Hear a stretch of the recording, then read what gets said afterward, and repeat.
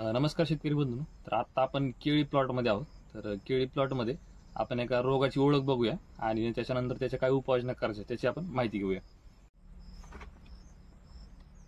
बरोबर, या ठिकाणी आपल्याला एक रोगाचं निदान झालेलं आहे. त्या रोगाचा नाव म्हणजे CMV, ज्याला आपण म्हणतो कुकुंबर मोझॅइक व्हायरस. तर माझ्या पाठीमागेच ते झाड आहे, हे बघू शकता. हे अशा पद्धतीचे झाड आहे.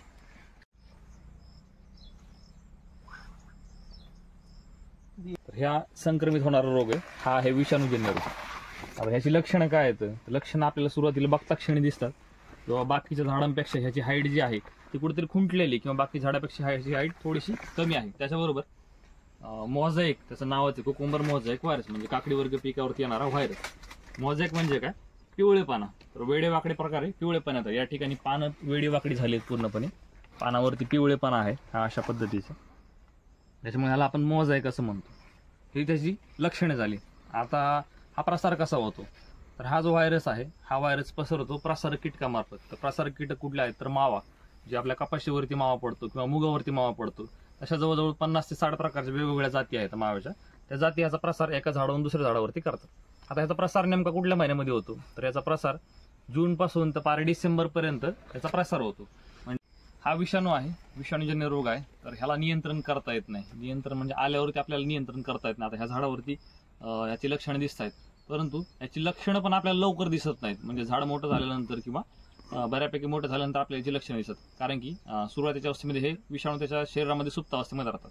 आता लक्षणं दिसून आली, आपल्याला ओळख झाली, हा व्हायरस आहे समजलं, तरी पण ह्याच्यावरती नियंत्रण करता येत नाही. म्हणजे ह्या झाडाला आपल्याला ह्याला नियंत्रण करता येत नाही किंवा ह्याच्याला आपल्याला नीट करता येत नाही. तर ह्याला एकमेव पर्याय ह्या झाडाला कट करून बागेच्या बाहेर टाकणं. त्याचबरोबर आता हा इतर झाडावरती होऊ नये म्हणून आपण काय करू शकतो? आपल्याला माहिती आहे हा पसरतो प्रसारक कीटकामार्फत, मावा नावाच्या किडीमार्फत.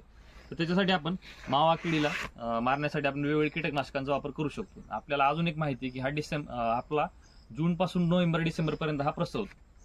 तर त्याच वेळेमध्ये आपण 8 दिवसाच्या किंवा 15 दिवसाच्या अंतरानं मावा किडीसाठी, पांढऱ्या माशीसाठी आपण टायमाला फवारण्या घेतल्या.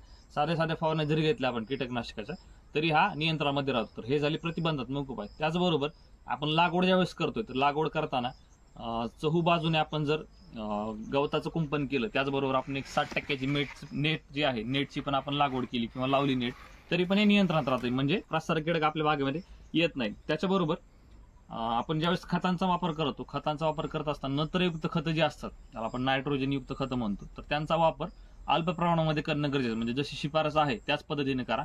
जास्त नत्रयुक्त खतांचा वापर केला की झाडावरती जास्त ग्रीनरी येते, झाड जास्त हिरवं दिसायला लागतं आणि त्याच्यावरती साहजिकच कीटकांचा प्रादुर्भाव जास्त होतो आणि कीटकांचा प्रादुर्भाव झाला की रोगाचा प्रादुर्भाव होतो.